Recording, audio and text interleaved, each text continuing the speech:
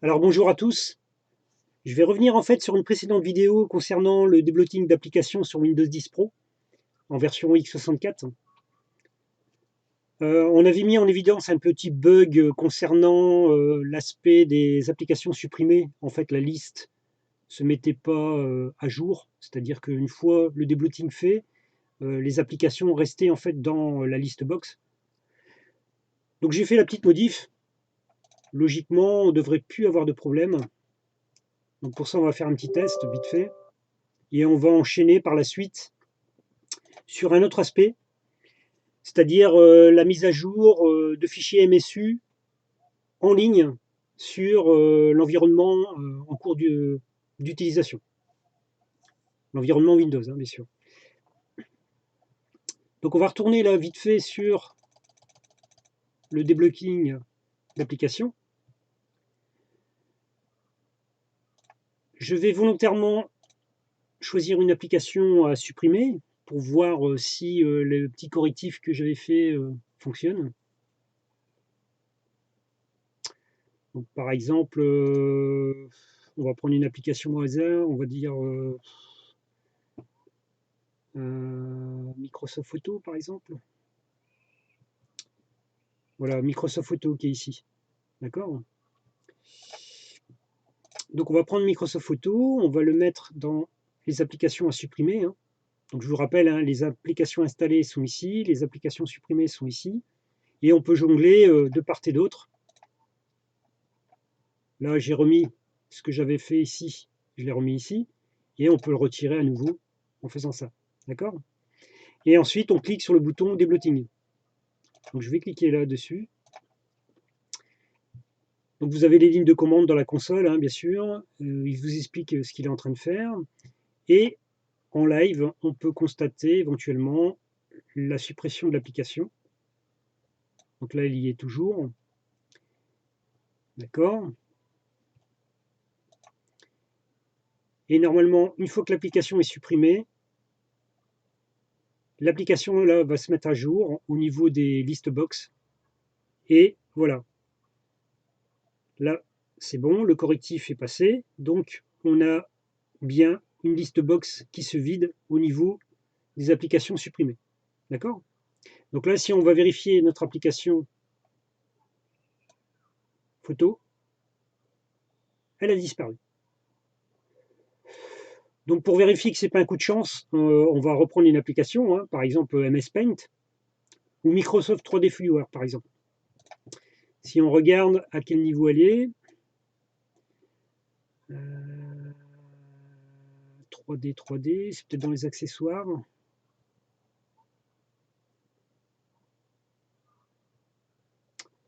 Je ne la vois pas.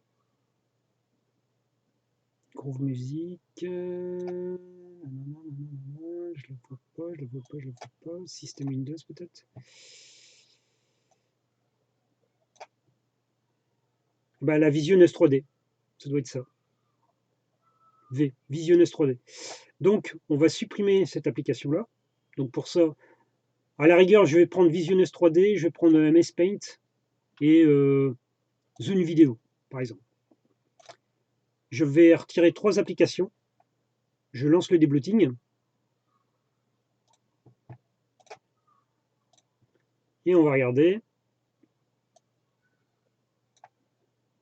si on a bien les applications qui disparaissent au fur et à mesure.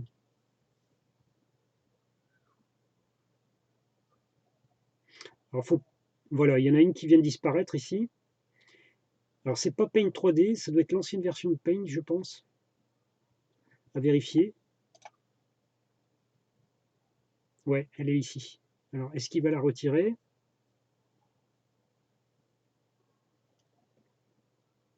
Alors, il n'a pas encore terminé. Voilà. Là, la commande est terminée puisque on voit dans la liste box Remove Package, il n'y a plus de champ. Donc, forcément, la commande est terminée. Donc, si je regarde,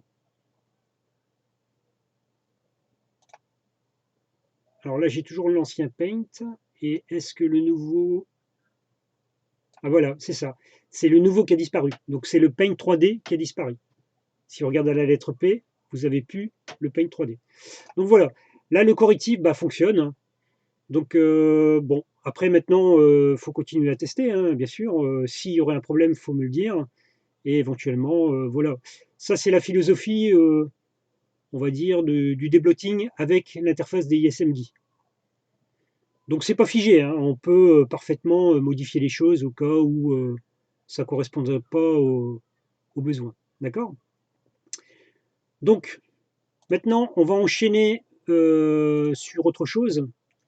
On va essayer de faire un TP sur l'ajout d'applications, enfin d'applications, de correctifs au format MSU dans un Windows en cours d'utilisation, c'est-à-dire donc on va utiliser le mode online et non pas le mode offline, hein, pour basculer la version de Windows qu'on a déployée avec les correctifs qui permettent d'avoir la version poussée à son maximum à ce jour. Donc ici, on est en 190.45.2965. Et il faut savoir que, alors j'ai déjà rapatrié les fichiers MSU concernés. Je les ai mis dans un dossier sous le lecteur C, dans correctif KB. Donc j'en ai téléchargé 4 en version 64 bits, hein, bien sûr, parce que c'est un Windows 64 bits que j'utilise actuellement.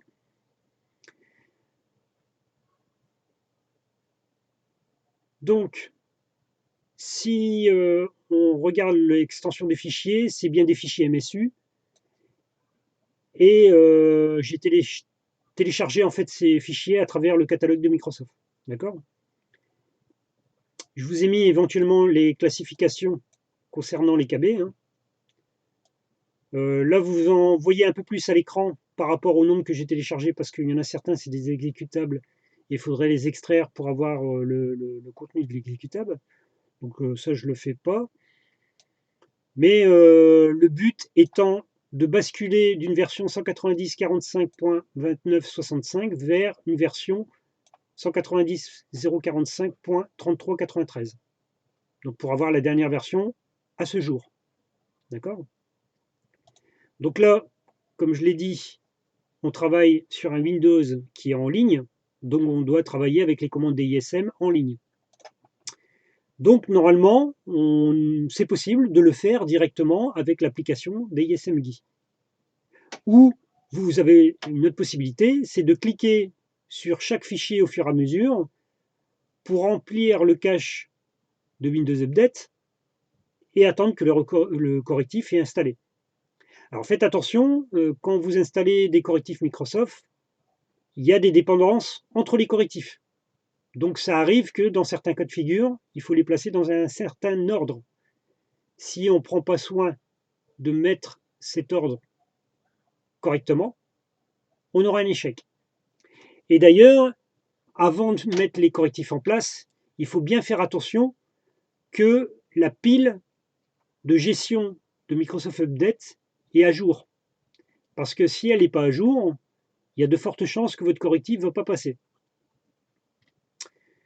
Donc, si on fait le test avec des ISMGui, alors je vous rappelle, hein, on va l'utiliser dans un mode online et non pas offline. Alors, c'est pas innocent. Pourquoi j'ai choisi ce mode-là? C'est parce qu'on va mettre en évidence un problème. Donc, je lance l'application des ISMGui.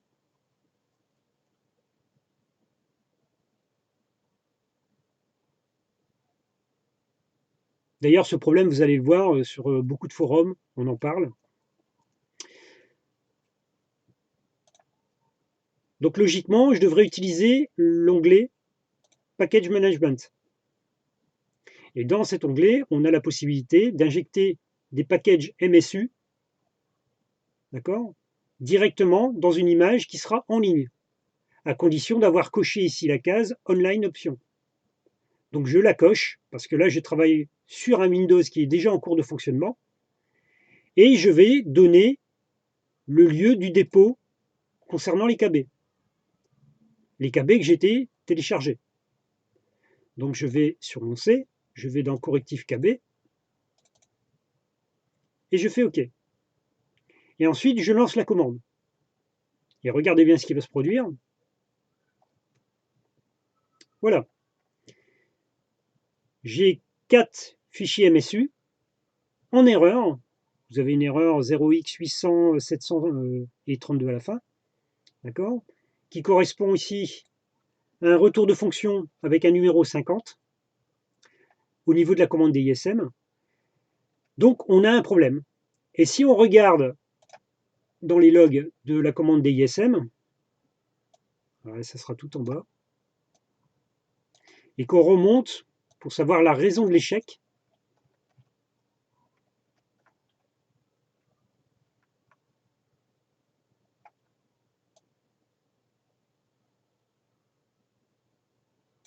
bon, déjà ici, si vous regardez bien, on parle de servicing stack. D'accord? Ça, c'est intéressant. Mais bon, c'est pas là qu'il y a un problème. Donc, on va remonter. Et on va se rendre compte qu'il y a un endroit où on nous dit que la commande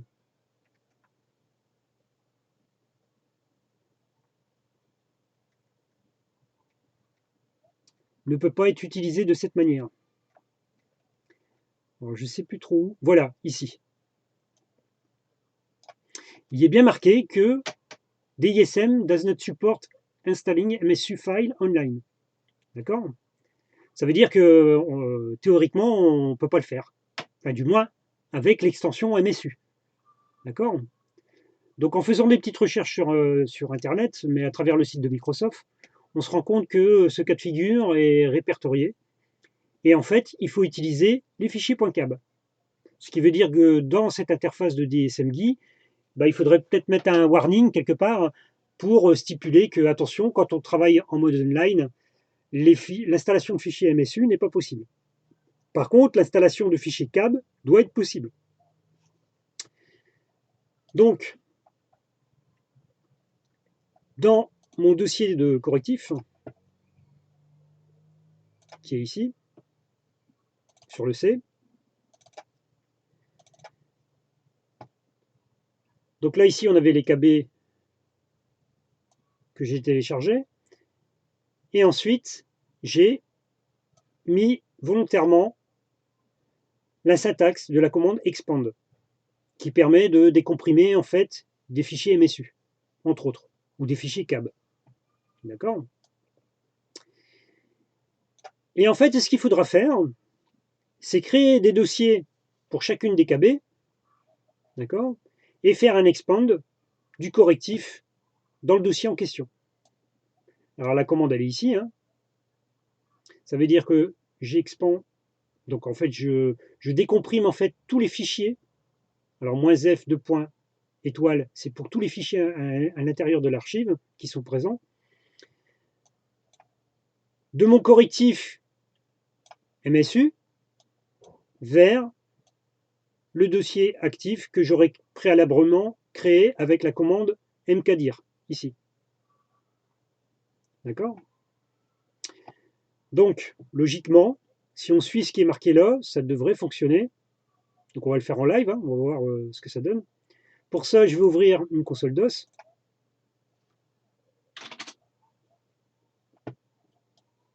Voilà. Et maintenant, on va s'amuser un petit peu. On va aller dans le C, correctif KB, d'accord, on va dire, et on va créer, pour les 4 fichiers MSU, les dossiers que j'ai mis ici. Donc, on y va gaiement. Alors bien sûr, ça, après, on pourra faire un script, hein, pour le faire automatiquement. Ou directement dans l'interface des ISMGui, hein, pourquoi pas. Tout est faisable. Hein. Après, c'est qu'une question de modéliser le problème.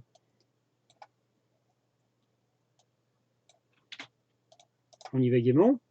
Donc voilà, si je fais ça, j'ai créé mes 4 dossiers. Et maintenant, on va exécuter les commandes expand.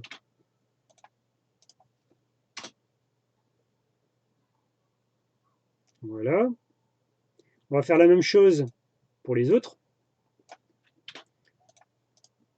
Alors j'aurais pu faire un fichier BAT, hein, mais là je vous le montre directement en live. Voilà, celle-là elle est un peu plus grosse.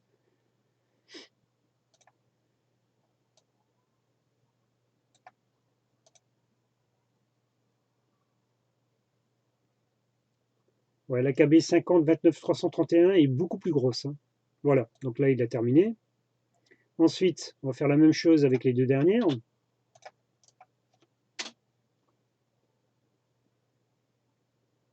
Voilà. Et la toute dernière, ici.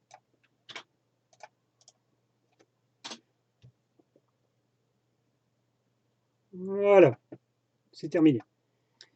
Donc logiquement, si on regarde dans nos 4 dossiers, on doit avoir nos fichiers, d'accord, avec des extensions qui sont de type .cab.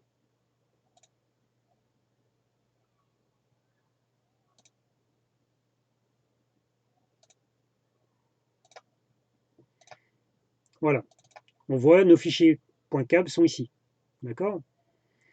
Si on regarde dans les autres, ils sont là, pas de problème. Ils sont là, pas de problème. Et ils sont là, pas de problème. D'accord. Donc ça, à la rigueur, bon, de toute façon, je pense qu'il va les ignorer, donc c'est pas grave. On va lancer la commande dessus sur l'ensemble du dossier. On va voir ce qu'il va nous dire. Donc, je retourne dans mon interface des ISMGui et on voyait qu'il y avait ces 4-là qui étaient en échec. Donc c'est possible qu'on les revoie. Après, je ne sais pas comment ils gèrent la récursivité par rapport au dossier. Donc on va regarder. Et on va laisser notre dossier pointé sur les correctifs ici, puisqu'il n'y a aucun changement, hein. Et logiquement, il devrait les retrouver. Donc on va faire le test en live. Et on va faire ajouter les paquets. C'est parti. Alors je vous rappelle, on est bien en mode online. Donc apparemment, il ne prend pas les sous-directories, puisqu'il a bien été vite. Et apparemment, il est retombé sur les mêmes erreurs. Donc on va isoler le problème. Je vais tout simplement supprimer les fichiers MSU.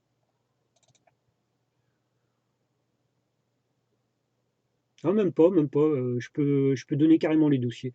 On va pas s'embêter.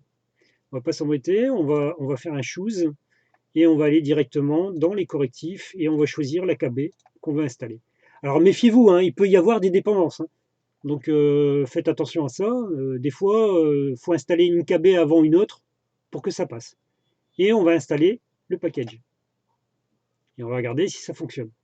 Alors c'est du live, hein, donc je ne sais pas du tout si ça va fonctionner à l'avance. J'ai pas fait le test. On le fait directement dans cette vidéo. Donc a priori, il est en train de faire quelque chose.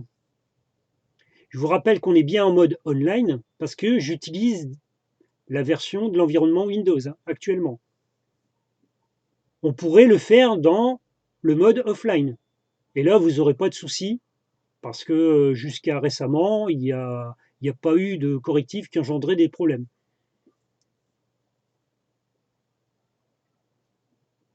Après, vous avez encore une troisième solution.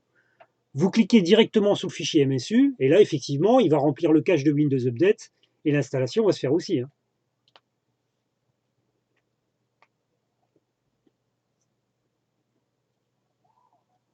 Mais là, on va dire c'est pour le fun. On veut tester avec l'application des ISMGui en mode online. Donc, à mon avis, ça prend un certain temps. Ça dépend de la taille du correctif. Et je vous rappelle que la finalité, c'est d'obtenir la dernière version de Windows 10 Pro. On fera un WinVer lorsqu'on aura tout installé pour vérifier qu'on a la bonne version après un redémarrage, bien sûr, de la machine. D'ailleurs, quand on va redémarrer, on va voir si les correctifs ont bien été pris en compte. Donc jusqu'ici, on n'a pas retrouvé une erreur de type 50, ce qui prouve que la démarche est bonne. Alors c'est une démarche, hein. Je n'ai pas dit que c'était la démarche, on est bien d'accord. Après, vous ajustez suivant vos besoins, hein. Si vous avez besoin d'aller beaucoup plus vite, c'est plus facile de cliquer directement sur le fichier MSU, hein. Je suis bien d'accord avec vous.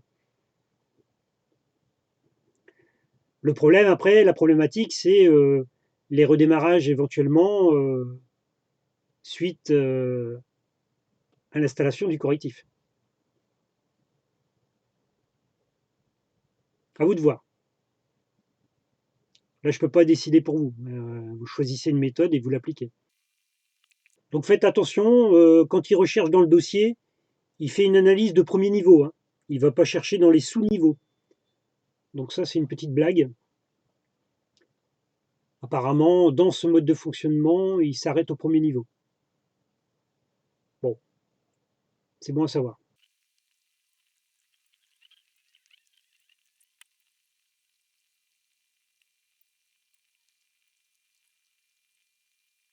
Alors, je vais quand même vérifier la taille des KB pour voir un peu les plus grosses.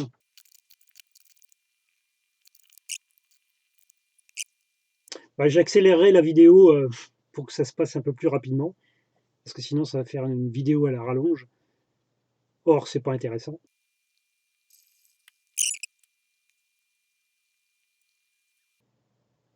Voilà. Donc on a une erreur 2.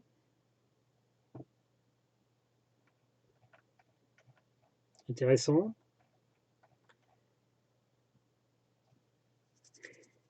Une erreur s'est produite lors de la tentative d'ouverture de WS. Bah, ça me paraît peut-être un peu logique.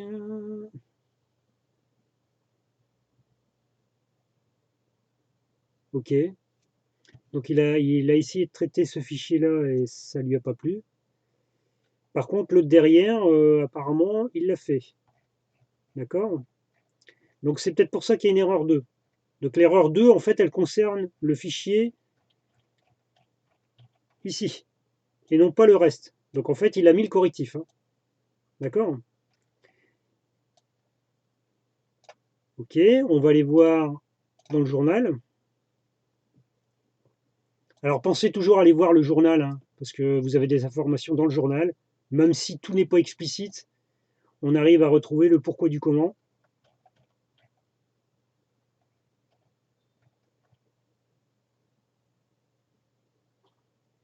Après, on peut cibler aussi le message d'erreur, hein.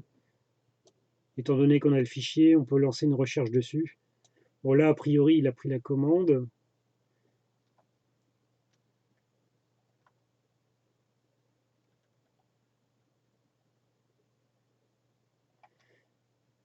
Il l'a mis dans un cache local.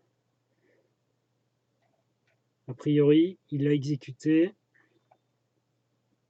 Après, vous pouvez avoir des fails un peu par-ci, par-là, mais en fait, ça concerne en fait différents services.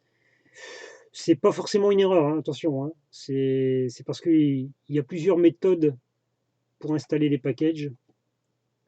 Donc c'est possible qu'il lance pas mal de critères de recherche dessus.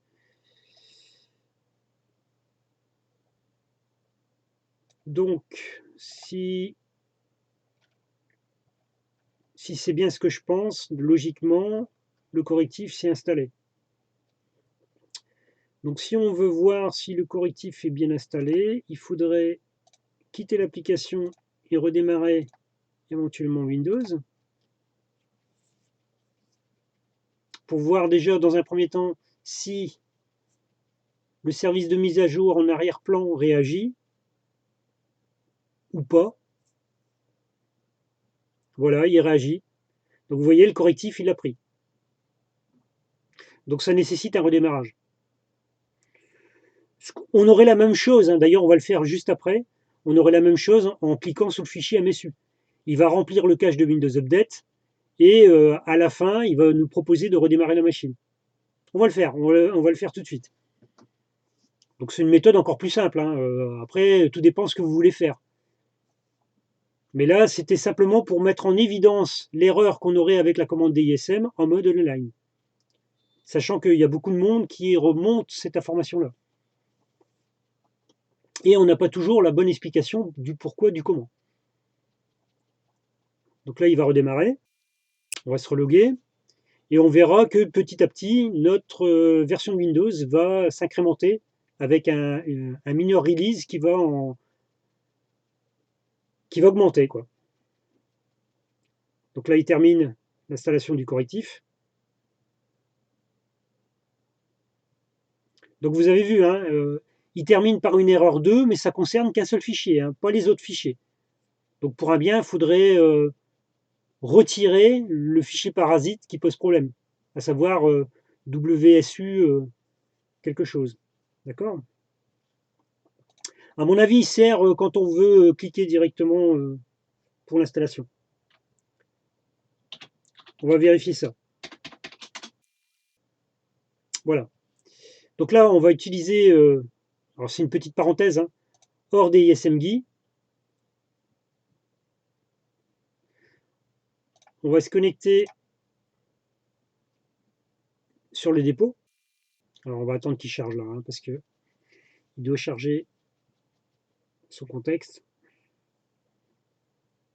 au niveau de l'environnement. Voilà.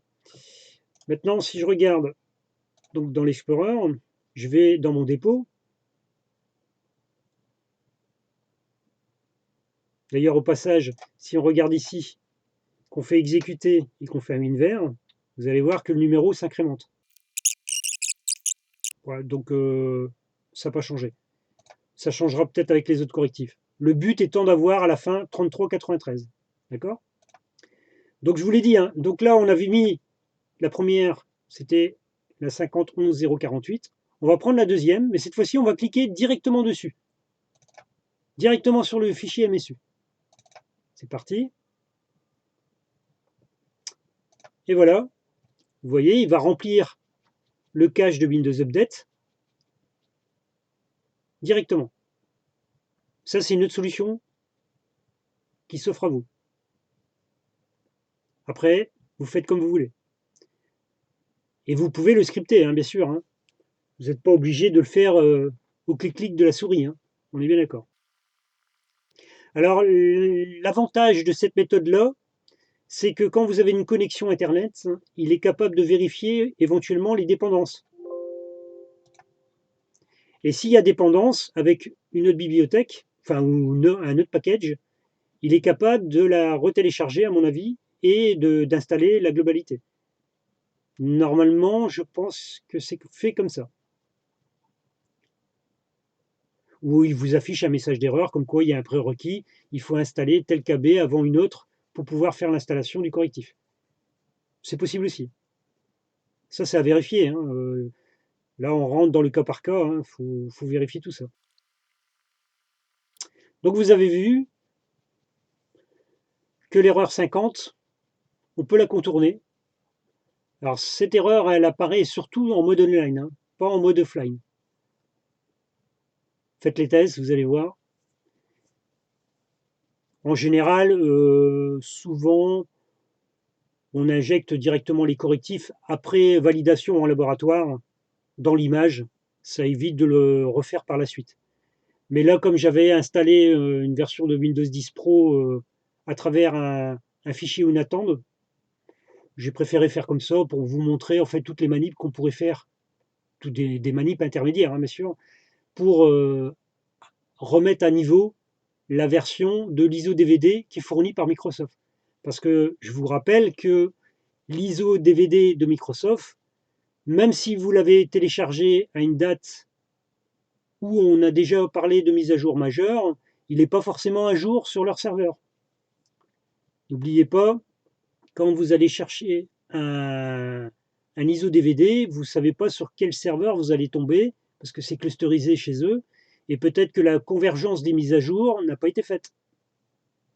Donc faites attention à ça.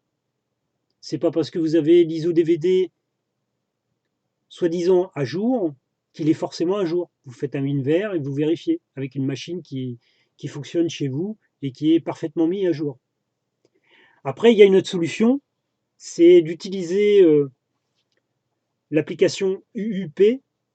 qui permet d'avoir la dernière version de Windows complètement à jour. D'ailleurs, logiquement, UUP va être généralisé et intégré dans Windows, normalement. Après, on verra. Donc voilà, l'installation de la mise à jour est en cours. Il faut attendre. Donc ça, c'est une méthode hors des ISMGui, hein, bien sûr. C'était pas l'objet de la vidéo, hein, mais bon, on va le faire quand même, comme ça je vous montre toutes les méthodes. Il y en a d'autres, hein. Il n'y a rien qui vous empêche d'utiliser un service comme WSUS Offline, par exemple, ou alors carrément un serveur WSUS. Mais là, ça nécessite un serveur avec éventuellement des services fonctionnels et après une phase de déploiement, quoi.